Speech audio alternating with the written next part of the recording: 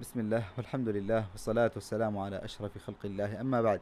اللهم علمنا ما ينفعنا وانفعنا بما علمتنا وزدنا علما وفقها ودينا وإيمانا يا رب العالمين. তো আমরা আকিদার ক্লাসে ছিলাম এবং আকিদার এটা হয়তো 7 নম্বর ক্লাস। আমরা তাওহীদ পর্যন্ত পৌঁছেছি। আমরা বলছিলাম যে আকিদায় মুকাদ্দিমা আছে। মুকাদ্দিমাতে সবচেয়ে গুরুত্বপূর্ণ যেগুলো পড়ছে আহলে সুন্নাতের পরিচয়, যে ইজমাই মাসালা, সেগুলো হচ্ছে আহলে সুন্নাতের বিষয়। এরপরে আহলে সুন্নাতের কিছু উসুল বলছি, যে তারা ঐক্যকে গুরুত্ব দেয়। তারপরে অধিকাংশ মানুষ হচ্ছে আহলে সুন্নাতের। তারপর আমরা বলছি যে সবচেয়ে বেশি আমরা ফলো করা রাসূল সাল্লাল্লাহু আলাইহি ওয়াসাল্লামকে। এরপরে আমরা আহলে সুন্নাতের দলিলের কিছু উসুল বলছি। সর্বপ্রথম আমরা বলছি যে কোরআন সুন্নাহ হচ্ছে আমাদের আকীদার মূল উৎস। যে কোনো বিষয়ে আকীদার ক্ষেত্রে আমরা কোরআন সুন্নায় ফিরে যাব। তারপরে বলছি যে কোরআন সুন্নাহ বুঝবো হচ্ছে আরব এবং রাসূল সাল্লাল্লাহু আলাইহি ওয়াসাল্লাম যে আরবিটা ছিল ওই আরবিতে, মানে অন্য কোনো আরব না। রাসূল যেভাবে বুঝতেন কোরআনকে, রাসূলের যে আরবিটা ছিল, সাহাবাদের যে আরবিটা ছিল, রাসূলদের যে ব্যবহারটা ছিল আরবি ভাষার, ওই ব্যবহারে আমরা কোরআন হাদিস বুঝবো। এরপরে আমরা বলছিলাম যে কোরআন হাদিস এবং যুক্তি, সায়েন্স, বিজ্ঞান কোনোটার মধ্যে কোনো কি নাই, কোনো দ্বন্দ্ব নেই, কোনো তাআরুদ নেই। অতঃপর আমরা চলে আসছি আহকাম ও মাসাইল, আকিদার কিছু মাসালার ক্ষেত্রে। এখানে আমরা বলছিলাম আকিদার মাসালা বিভিন্ন ধরনের। কিছু মাসালা ইজতিহাদ করা যাবে, মুখালাফাত করা যাবে, আবার কিছু মাসালায় ইজতিহাদ করা যাবে না, মুখালাফাত করা যাবে না।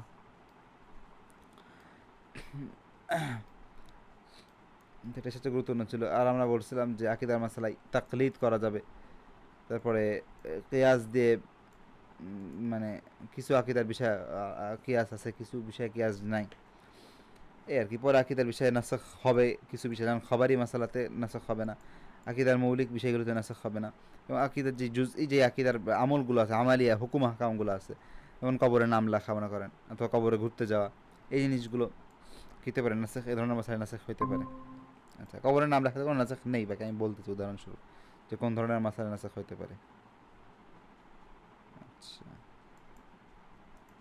তো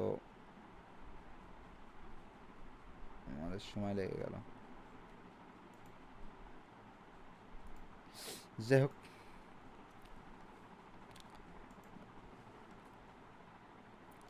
এরপরে আমরা আল্লাহ তাআলার অস্তিত্ব নিয়ে আলোচনা করছিলাম। সেখানে দালিলুল খালক ওয়াল ইজাদ, সৃষ্টি আছে, স্রষ্টা আছে, সৃষ্টি ইতকান, সৃষ্টি সুন্দরত্ব, মুতকিন আছে, যে এটা কারণ সুন্দর করে বানাতে পারে এরকম ব্যক্তি আছে, মানে এরকম মহান রব্বুল আলামিন আছেন।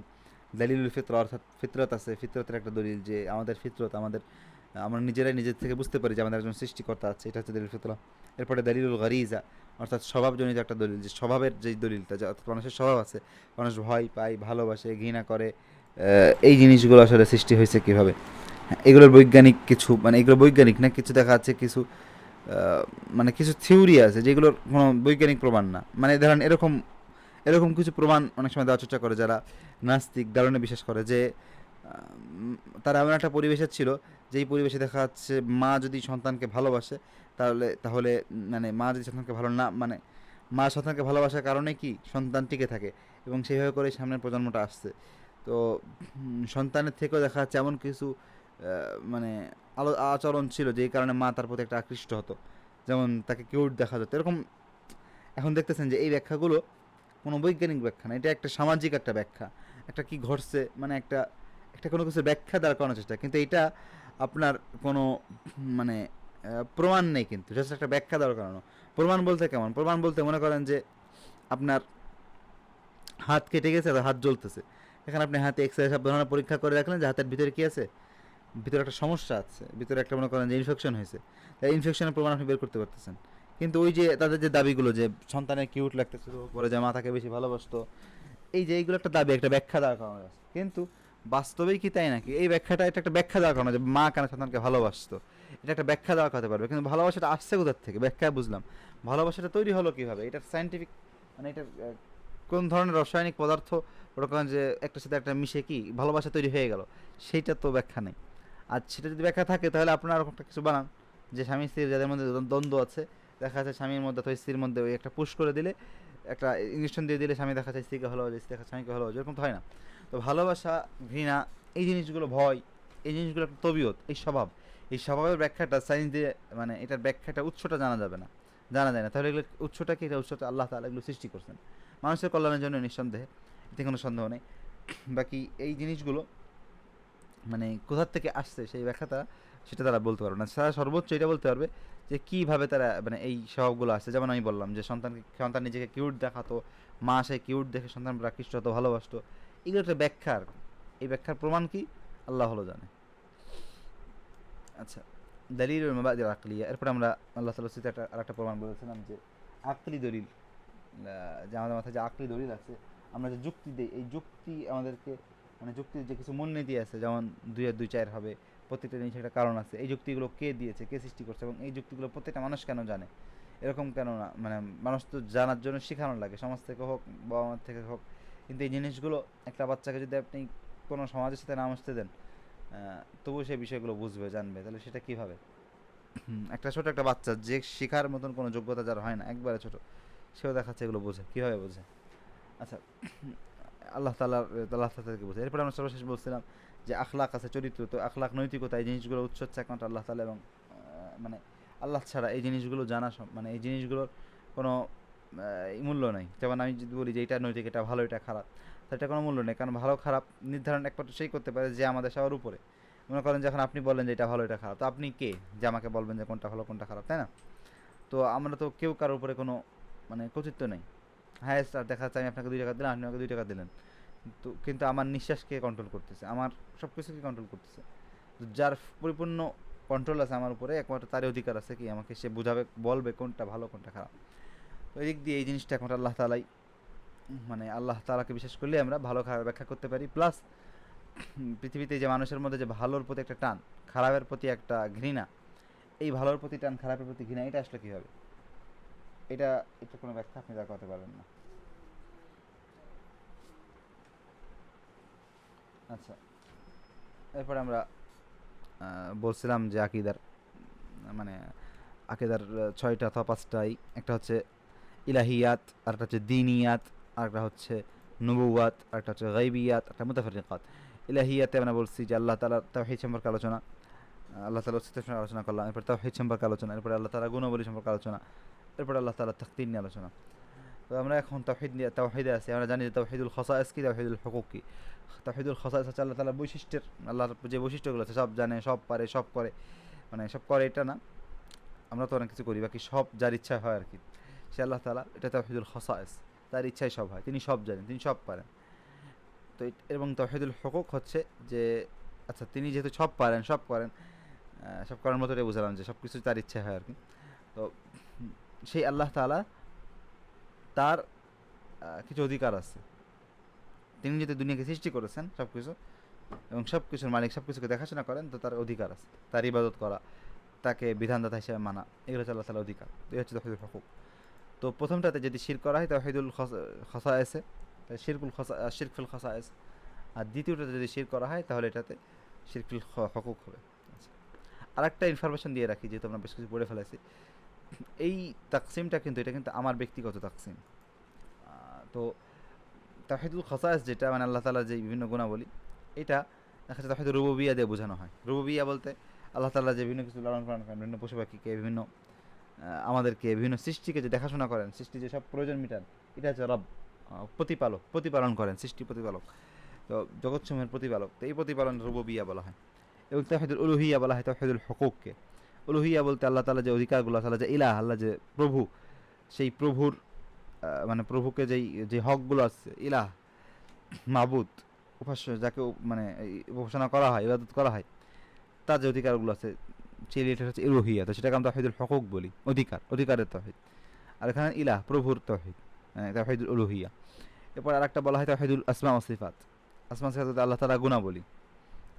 তো আমরা অনেকগুলো তাকসিম আছে, তো আমি আপাতত এই তাকসিমটা আমার পছন্দ, তাওহীদুল খাসায়েস, তাওহীদুল হুকুক। আচ্ছা, এরপর আমরা বলছিলাম ইবাদত, ইবাদা মাহদা আর আফআল মুহতামালা। দুটো কি বলছি? ইবাদত মাহদা হচ্ছে যেগুলো শরীয়তে ইবাদত হিসেবে আসছে, আর আফআল মুহতামালা হচ্ছে সম্ভাবনাময় কাজ, যেগুলো ইবাদত হতে পারে, আবার সাধারণ কাজ হতে পারে। এরপরে আমরা তাবাররুক সম্পর্কে আলোচনা করছিলাম। তাবাররুক 2 ধরনের, মাশরু এবং মামনু। তাবাররুক হচ্ছে বরকত নেওয়া। তো শরীয়তে যেই পন্থায় বরকত নেওয়া জায়েজ আছে সেটা হচ্ছে তাবাররুক মাশরু, শরঈ তাবাররুক, বরকত নেওয়া। আর তাবাররুক মামনু হচ্ছে শরীয়তে যেটা অবৈধ পন্থায়। তো এই অবৈধ পন্থা আবার বিভিন্ন স্টেপ আছে। আপনার আকীদা যদি খারাপ হয় কারো, যে যে জিনিসটা থেকে সে তাবারুক নিচ্ছে, তার মধ্যে সে অলৌকিক কিছু মানে ক্ষমতা মনে করে, যে ক্ষমতাগুলো আল্লাহ প্রদত্ত না, বরং তার নিজস্ব, মানে এরকম কিছু, সেক্ষেত্রে তাওহীদুল মানে তাওহীদুল খাসায়েসে শিরক হবে, অর্থাৎ শিরক আকবার হবে। আবার যদি সে এমন জিনিসের বরকত নাই, জিনিসের প্রতি সে তাকে মাবুদ হিসেবে বিশ্বাস করে, তার মধ্যে কোনো তাওহীদুল হুকুক ঢুকায় দেয়, মানে তাওহীদুল হুকুকের কোনো কিছু তার জন্য অন্য মাখলুকের জন্য দেয়, যেমন সে একটা পীর সাহেবের বরকত নিচ্ছে এবং পীরের জন্য সেজদা করতেছে এবং পীরকে সে খোদার মতো করে মানতেছে, তো সেক্ষেত্রে সেটা শিরক হবে। তো এরকম বরকত নেওয়ার বিভিন্ন আছে। আবার বেদাত বরকত হতে পারে, হারাম বরকত আছে, যে হারাম পন্থায় বরকত নেওয়া, যে পন্থায় বরকত সাবেত না সেই পন্থায় বরকত নেওয়া হারাম। এ হচ্ছে তাবার বরকতের আলোচনা। এরপরে আসছিলাম আমরা তামাইম আর রোকা। তামিমা হচ্ছে তাবিজ আর রোকা হচ্ছে ঝাড়ফুঁক। আর বলছিলাম যে দুটো জায়েজ হচ্ছে দুটো শর্তে। একটা হচ্ছে আরবি ভাষায় হওয়া, না আরবি ভাষায় না সরি, একটা হচ্ছে কোরআন হাদিসে আসছে, অথবা শরঈ কোনো দোয়া হওয়া, সেটা কোরআন হাদিসে না আসলে সমস্যা নেই, শরঈ দোয়া হওয়া। আর দ্বিতীয়টা হচ্ছে এটা বুঝতে পারা, কি লেখা অথবা কি বলতেছে ঝাড়ফুঁকে বুঝতে পারা। সেটা আরবি ভাষায় না হলে সমস্যা, আরবি ভাষায় না হলে সমস্যা নেই, কিন্তু বুঝতে পারতে হবে অন্তত কি লেখা। এরপরে এইগুলো বাকি মানে এটা শিরকে আকবার হতে পারে, তাওহীদুল খাসায়েস কিংবা তাওহীদুল হুকুকে যদি শিরক করা হয়, ওর মধ্যে কোনো বিশ্বাস থাকে ভুলভাল, তাওহীদুল শিরক হবে। শিরক আসগার হবে যদি এরকম মানে হুকুক এবং খাসায়েসের কোনো কিছু নাই, কিন্তু দেখাচ্ছে আল্লাহ তাকে গাফেল হয়ে সে ওই জিনিসের সাথে কানেকশন হয়ে যাচ্ছে এবং তার মধ্যে একটা অলৌকিক বিশ্বাস করতেছে, এই শিরক আসগার হয়ে যাচ্ছে। হারাম হয়ে যাচ্ছে যদি দেখা যাচ্ছে এমন কিছু ঝোলাচ্ছে যার মধ্যে কোনো রুকিয়া লেখা নাই এমনিতেই, এবং এটার দ্বারা সে অলৌকিক ক্ষমতা মনে করতেছে, যেমন পাথর, কিছু নেই এমন কাছে পাথর জোড়ার শতান আসবে না, এগুলো হারাম। যদি সে এর মধ্যে উল্টোপাল্টা বিশ্বাস করে সেখানে শিরক আসগার হতে পারে। আর যদি তার মধ্যে সে আল্লাহ তাআলা কোনো একটা মানে খাসায়েস কিংবা হকুকের বিশ্বাস করে, অধিকারে বিশ্বাস করে, তাহলে তো সেটা কুফরি হবে, শিরক হবে। আচ্ছা, এরপরে আমরা একটা প্রকার বলছিলাম যে কোনো কিছু অসুন্দর করার জন্য যদি কোনো কিছু ঝোলানো হয়, কারণ দেখা যাচ্ছে যাতে কেউ সেই জিনিসটাতে নজর না দেয়, এরকম নিয়ত থাকলে তখন দেখা যাচ্ছে সেটা জায়েজ, সমস্যা নেই। আচ্ছা, এরপরে আমরা জাদু নিয়ে আলোচনা করছিলাম, জাদু। এরপরে আমরা ইলমুল গায়েব নিয়ে আলোচনা করছি। আল্লাহ তাআলার একটা খাসায়েস, একটা বৈশিষ্ট্য হচ্ছে তিনি গায়েব জানেন। তো এই গায়েব নিয়ে আমরা আলোচনা করছি এবং বলছি যে গায়েব কয় প্রকার। আমরা বলছি যে গায়েব দুই প্রকার, একটা হচ্ছে আল গাইবুন নিসবি, আর একটা হচ্ছে আল গাইব আল মুতলাক। গায়েব মুতলাক হচ্ছে যেটা আল্লাহ ছাড়া কেউ জানে না, আল্লাহ শুধু জানাতে পারবে, এবং কাউকে জানলে শুধু আল্লাহ জানাতে পারবে। তো এরকম জিনিস, এরকম গায়েব, এরকম গায়েবের জ্ঞান কেউ যদি দাবি করে যে আমার ওরকম গায়েব আছে, আমি ওরকম গায়েব জানি, তাহলে সেটা সেটা হবে হচ্ছে আপনার কুফর, শিরক। কারণ আল্লাহ তাআলা একটা একটা অধিকার, আল্লাহ তাআলা একটা অধিকার না, আল্লাহ তাআলা একটা বৈশিষ্ট্য, সব কিছু জানা, এরকম একটা গুণ কেউ যদি নিজের জন্য দাবি করে, তাহলে সেটা একটা শিরক হবে। আচ্ছা, এরপরে আছে গায়েবে নিসবি, অর্থাৎ গায়েবে নিসবি অর্থাৎ যেটা কিছু মানুষ জানে কিছু মানুষ জানে না, কিছু মাখলুক জানে কিছু মাখলুক জানে না। তো এরকম জিনিস আমরা বলছি এটার হাই কুফর হবে যদি সে নিজস্ব যোগ্যতায় জানছে বলে, হারাম হবে যদি সে হারাম উপায়ে অথবা ধোকা দিয়ে জানে, জায়েজ হবে যদি সে কোনো বৈজ্ঞানিক কোনো পন্থায় সেটা জানে। আচ্ছা, এরপর আমরা কাহানাতের কথা বলছি। কাহানাত বলছি যে গায়েব জানার দাবি করা কোনো গোপন পন্থায়, এটার হুকুম বলছি হারাম। এবং এটা আচ্ছা, হারাম যদি এটা কি হয়, মানে শিরক না থাকে, আর শিরক হইতে পারে বিশেষ করে যদি জিনের দ্বারা সাহায্য না হয়, এবং জিন যদি মনে করেন যে আপনার কাফের জিন থাকে, হারাম মানে জিনের জন্য পূজা করা লাগে, জিনের জন্য কিছু দেওয়া লাগে, তো সেই ক্ষেত্রে সেটা শিরক হবে, অধিকাংশ ক্ষেত্রে যেটা হয় আর কি। আচ্ছা, তারপর আমরা কাহেনকে প্রশ্ন করার কিছু হুকুম বলছিলাম। তারপর সর্বশেষ তানজিমে চলে আসছিলাম। তানজিম মানে বলছিলাম যে কাহানাতের একটা প্রকার। তানজিম হচ্ছে আকাশ এর যে নক্ষত্র, এই নক্ষত্রের দিকে তাকিয়ে নক্ষত্রকে নিয়ে গবেষণা করে একটা দুনিয়াতে একটা কিছু ঘটবে এরকম কিছু দাবি করা। তো আমরা বলছিলাম যে এটা শিরক হতে পারে যদি তার মধ্যে কোনো আল্লাহ তালার বৈশিষ্ট্য কিংবা আল্লাহ তালার অধিকারের কোনো বিশ্বাস করা হয়। আমরা আশা করি আল্লাহ তালার বৈশিষ্ট্য এবং অধিকার এই দুটো কনসেপ্টটা খুব ভালো করে বুঝছি। আমি এটা রিপিট করতে করতে দেখাচ্ছে যে অনেকবার রিপিট করছি। বৈশিষ্ট্য বলতে যেটা মানে শুধু আল্লাহ তালারই আছে, শুধু আল্লাহ তালার আছে, অন্য কারো এটা হওয়া সম্ভব না। যেমন সব কিছু জানা, এটা কোনো মাখলুকের জন্য সম্ভব না। তো যদি এটা বিশ্বাস করে সেই মানে যে ব্যক্তি এগুলো করতেছে তার মধ্যে যদি বিশ্বাস করা হয় যে এই গণকে সব জানে অথবা গণকে গায়েব জানে, এগুলো হচ্ছে শিরক আকবার। তেমনিভাবে যদি সেই গণকের জন্য পূজা করা হয়, ইবাদত করা হয়, সেটাও শিরক। যেহেতু সে দ্বিতীয়টা হচ্ছে তাওহীদুল হুকুক আর প্রথমটা তাওহীদুল খাসায়েস, এই দুটোতে শিরক। আচ্ছা, আর এই তানজিম, তানজিম শিরক নাও হতে পারে। হারাম হইতে পারে। হারাম কখন হবে? যদি গোপন এমন কোনো পন্থায় দাবি করা হয় যে পন্থায় মানে জানার উপায় নেই যে পন্থাটা সরি নাকি গেরে সারি।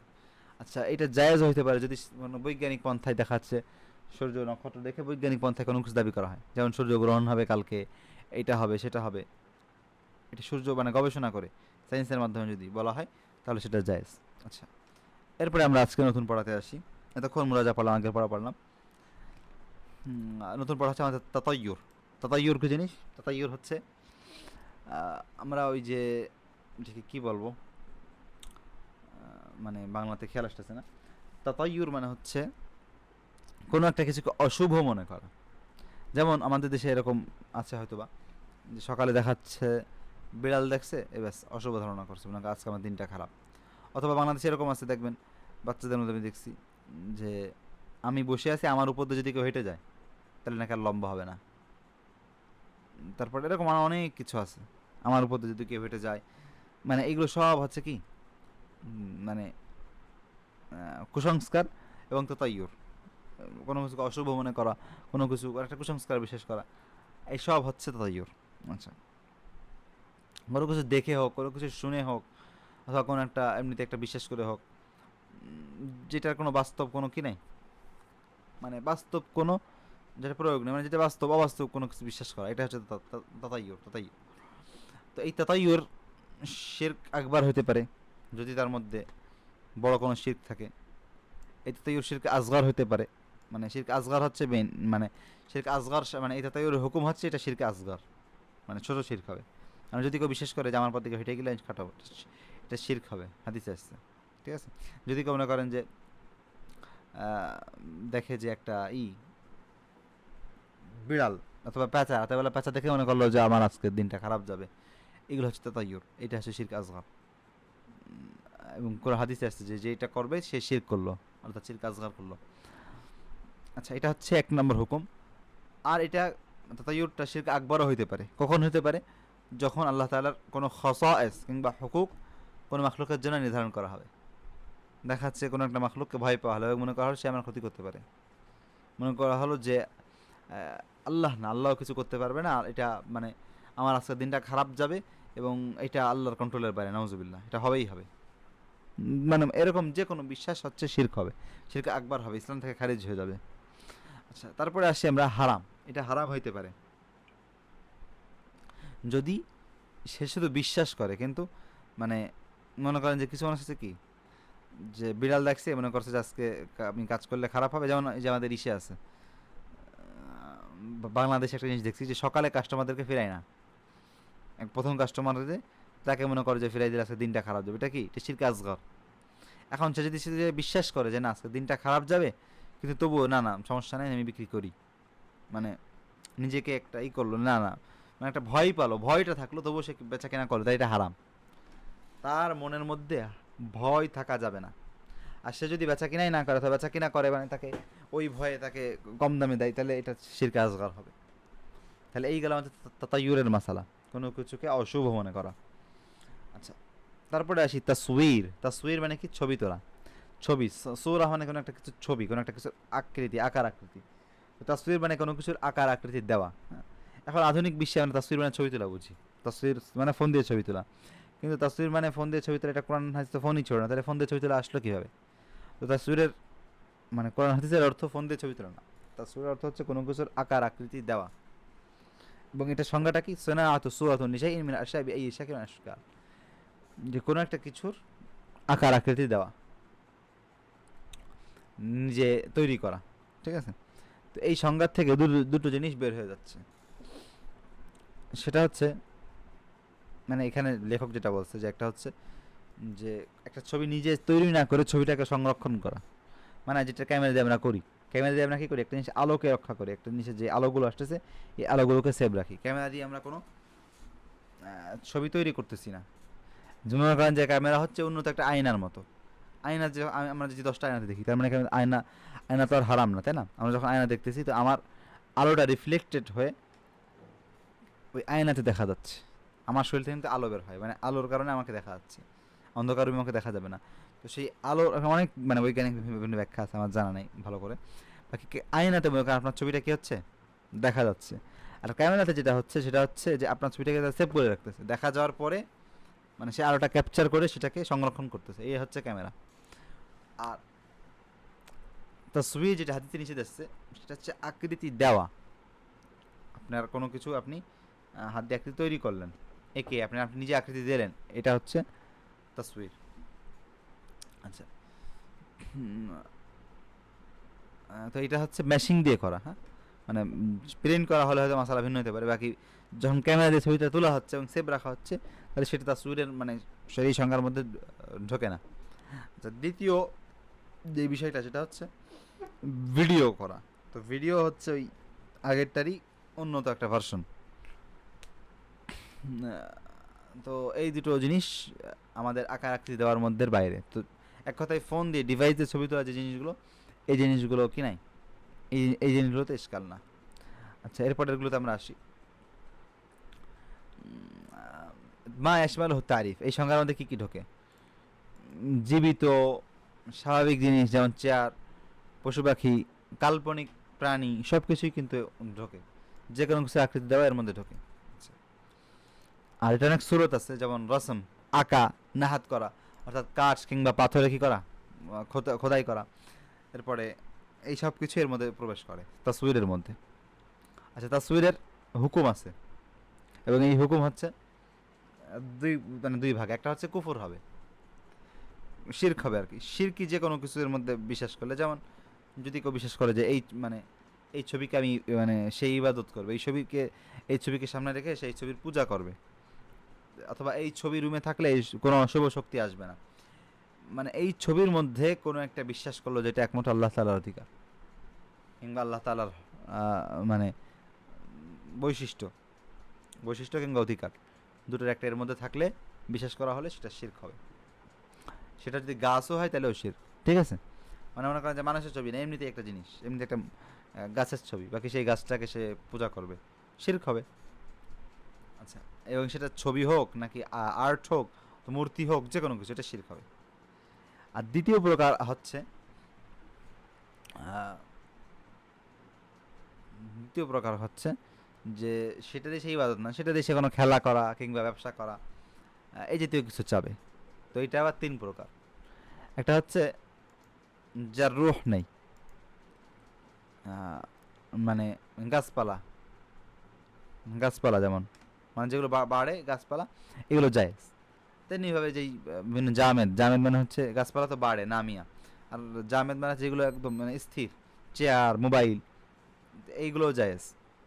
আর সর্বশেষ যেটা নিয়ে ইশকাল আছে, খেলাফ আছে, সেটা হচ্ছে দাওয়াতুল আরওয়াহ, যার মধ্যে রূহ আছে, যেমন বিভিন্ন প্রাণী, মাখলুক, মাছ, বিভিন্ন প্রাণী। আচ্ছা, এগুলো নিয়ে ইখতিলাফ আছে। তো এটা কেউ বলতেছে হারাম, কেউ বলছে জায়েজ, আর কেউ বলতেছে যে কাগজে থাকা আঁকা আর তিমসাল অর্থাৎ মূর্তি, দুটোর মধ্যে পার্থক্য করা হবে। মূর্তিটা হারাম, আর আঁকা টাকা যদি কাগজে টাগজ হয় সেটা জায়েজ। তেমনিভাবে ইউফাররাকু বাইনা মা কানা মুআযযামান ওয়া বাইনা মা মুমতাহান, মানে জিনিসটাতে আযীম করা হয়, সম্মানিত, মনে করেন যে রাজা অর্থাৎ ছবি যে মানে সম্মানে আলাদা সম্মানে রাখা হয়েছে, এইটা মানে এটা জায়েজ হওয়ার কথা না। কিন্তু যেটা মনে করেন যে অসম্মানিত, যেমন পাপসে আঁকা, পাপসে কোনো কিছু আঁকা, কিংবা একটা খেলনা, যে খেলনার কোনো মূল্য নেই, মানে মানে এখানে কোনো সম্মান নেই, তো এরকম ক্ষেত্রে দেখা যাচ্ছে যে কেউ কেউ জায়েজ বলছে। যাই হোক, এগুলো হচ্ছে ইখতিলাফি মাসালা, আমরা শুধু মাসালাটা বললাম, কোনো ফতোয়া দিলাম না, মাসালাটাকে কী বলছে সেটা বললাম।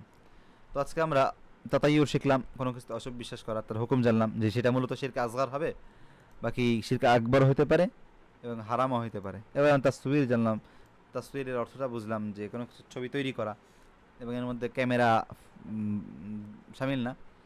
তারপরে আমরা জানলাম যে যে কোনো কিছু ছবিতে সমস্যা নেই, তবে যদি প্রাণীর ছবি হয় তাহলে কিছু ইখতিলাফ আছে। আচ্ছা, তাহলে এইগুলো আমাদের তাওহীদুল খাসায়েসের আলোচনা। আমাদের সময় বেশি নেই, তো তাওহীদুল খাসায়েস নিয়ে আমরা আলোচনা করছি। হ্যাঁ, তো আমরা ইলাহিয়াতের বড় একটা অংশ শেষ করছি আলহামদুলিল্লাহ। হতে পারে আমাদের ক্লাসটা সময় লাগছে, কিন্তু আমরা তবুও বলা যেতে পারে অনেক কিছুই পড়ছি আলহামদুলিল্লাহ। আচ্ছা, বেশি কথা বলবো না, এখনও বাকি আছে তাওহীদের। তো আমরা তাওহীদুল খাসায়েসটা পড়ছি, আল্লাহ তাআলার বৈশিষ্ট্য নিয়ে পড়ছি।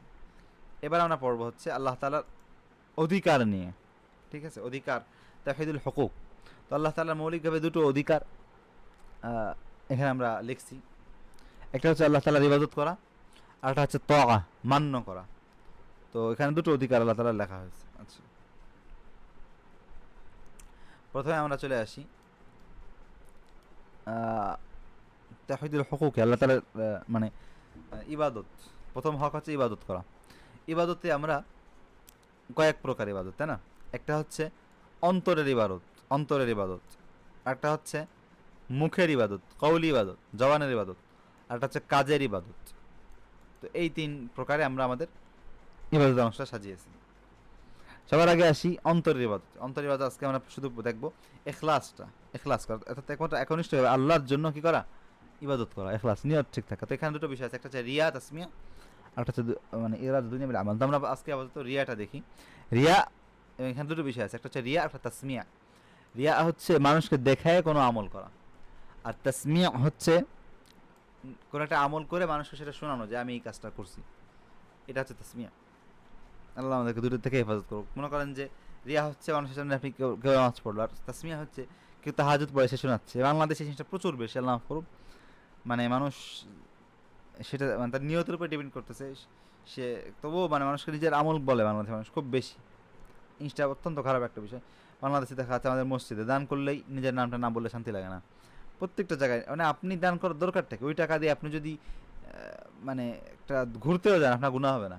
ওই টাকা দিয়ে আপনি যদি মানে একটা মোটর সাইকেলও কেন, অনেকে 1 লাখ 2 লাখ টাকা দান করে, তো ওই টাকা দিয়ে আপনি যদি মানে দান করে, তার ইচ্ছাই হচ্ছে কি মানুষের প্রশংসা করাবে। তো ভাই প্রশংসা না করে ওইটা দিয়ে যদি আপনি যদি কোনো মুবাহ কাজও করেন, সমস্যা নেই। আপনি ফুর্তি করেন ভাই, আপনি ট্যুর দেন, আপনি থাইল্যান্ডে যান, সমস্যা নেই। কিন্তু ওই টাকার এত বড় একটা টাকা আপনি আল্লাহ রাস্তায় দান করতেছেন, কিন্তু আপনার নিয়ত হচ্ছে কি মানুষকে বলতে হয়, মানুষ শুনবে। পুরা পুরো টাকাটাই একদম মানে না আল্লাহর জন্য কবুল হলো, না আখিরাতের জন্য কবুল হলো, আর প্লাস আপনার গুনাহও অ্যাড হলো। আপনার দুনিয়াতেও হারালেন, আখিরাতেও হারালেন, প্লাস পকেটে কিছু শিরকে আজগার ঢুকালেন। হলো? হবে না তো। তো আল্লাহ আমাদেরকে হেফাজত করুক। এই মানুষ লোক দেখানো আমার এটা মানে অনেক খারাপ একটা জিনিস।